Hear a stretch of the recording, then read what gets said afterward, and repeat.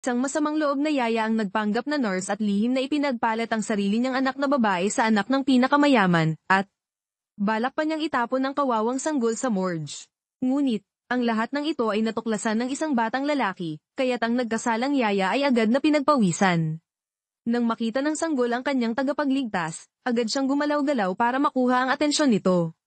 At ang batang lalaki ay napakagaling din, agad niyang naintindihan na masamang tao ang yaya.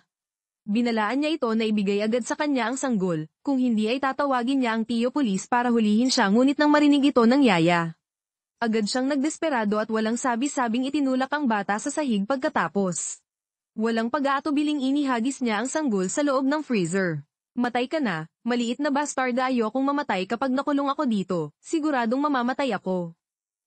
Sa kabutihang palad, dumating sa tamang oras ang pinakamayamang lalaki at hinawakan ng yaya, pinipilit na ibigay sa kanya ang bata. Sino ba namang mag-aakala na napakabilis mag-isip ng kanyang utak? Agad siyang nagsalita at sinabing isang masamang kidnapper ang nagnakaw ng bata. Habang nalilito ang pinakamayamang lalaki, ginamit ng yaya ang buong lakas niya para hilahin ito papasok ng bahay. At mabilis na tumakas. Mabuti na lang at matalino ang sanggol, agad siyang umiyak ng malakas. Doon lang nalaman ng pinakamayamang lalaki na ang mahal niyang anak na babae ay nakakulong dito. Nang buksan niya ang freezer, natagpuan nga niya ang sanggol, at mayroong pulang selyo sa kanyang palso na inilagay ng ginang. Mabuti na lang at may maingat na ina ang sanggol para maiwasan na maipagpalit ang bata. Matagal na siyang naghanda ng isang eksklusibong selyo. At hindi rin sinayang ng sanggol ang pinakahihintay na pagkatao bilang isang tagapagmana. Sa nakaraang buhay niya, nagsikap siyang magtrabaho para kumita ng pera. Ngunit sino ang mag-aakala na haantong siya sa isang malungkot na wakas ng biglaang pagkamatay sa murang edad.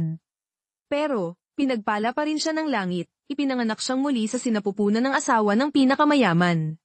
Kahit nalihim siyang ipinagpalit ng masamang yaya, sa kabutihang palad, nakabalik siya ng ligtas sa piling ng kanyang tunay na mga magulang. Hindi inaasahan, ang swerte ng yaya ay hindi rin masama, hindi lang siya natuklasan ng pinakamayamang lalaki bilang salarin. Pinayagan pa siyang patuloy na alagaan ng sanggol, pero ngayon, hindi na natatakot ang sanggol, itigil mo yan. Huwag mong hawakan ng kapatid ko, lumayo ka noon. Ang batang lalaki ay nagkaroon ng malaking naitulong sa pagligtas sa kanya. Ang tanging hiling niya ay maging kuya ng sanggol. Nagkunwari pa siyang kaawa-awa at sinabing wala siyang nanay at tatay. Ang hindi niya alam, lahat ng ito ay narinig ng malinaw ng kanyang sariling ama.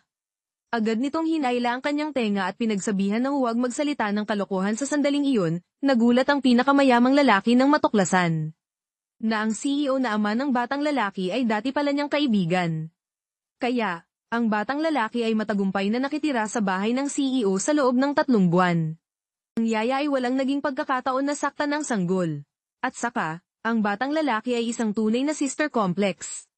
Sa tuwing nagpapakyut sa kanya ang sanggol, hindi niya mapigilan at dinudugo ang ilong. Mabuti na lang at dumating agad ang asawa ng pinakamayaman para panasan ang kanyang munting mukha.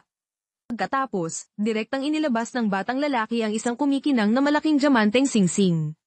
Sinabi niyang ito ay bagong laruan para sa sanggol at ang lahat ng ito ay nagdulot ng matinding selos sa yaya. Lumingon siya at binuhat ang sariling anak, sinasabing ang kanyang anak ay maputi, mataba, at napakakyut. Umaasa siyang kikilalanin din ng batang lalaki ang isa pang kapatid na babae nang makita ito ng sanggol. Hindi niya maiwasang isipin na ang yaya ay isang matandang mangkukulam na kitang nabigo ang planong pagpapalit ng mga sanggol. Naisip niya ang masamang ideya na ipagkasundo ang kanyang anak sa batang lalaki mula pagkabata. Mukha siyang patatas na hindi pa nababalatan. Ang mga mata niya ay singkit na parang guhit. Manipis na labi, at pango ang ilong. Siguradong mas papangit siya sa hinaharap pagkasabi nito, hindi mapigilan ng sanggol ang pagtawa. Para maibsan ang awkward na sitwasyon, agad na ipinaliwanag ng asawa ng pinakamayaman na bata lang yan magsalita, at sinabihan ng yaya na huwag itong dibdibin. Ngunit sa sandaling iyon, halos sumabog na sa galit ang baga ng yaya. Sumunod, oras na para magkwento ang batang lalaki. Habang nagkukwento, napansin ng sanggol na mayroong kakaiba. Dahil ang yaya ay hindi nakatitig sa kanya ng masama. Ang hindi niya alam, ang yaya ay kasalukuyang naglalagay ng whitening cream sa kanyang anak at gumagamit pa ng double eyelid tape. Sinusubukang gawing malaki at maganda ang mga mata ng kanyang anak. Ipinangako niya na sa pagtuntong ng 18, dapat ay mas maganda pa ito kaysa sa sanggol. Sa sandaling iyon, biglang dumating ang ama ng batang lalaki, si Jihi, at sinabing nagsimula na ang klase. Kailangan na niyang ayuwi ang bata nang marinig ito ng sanggol, labis siyang nag-alala.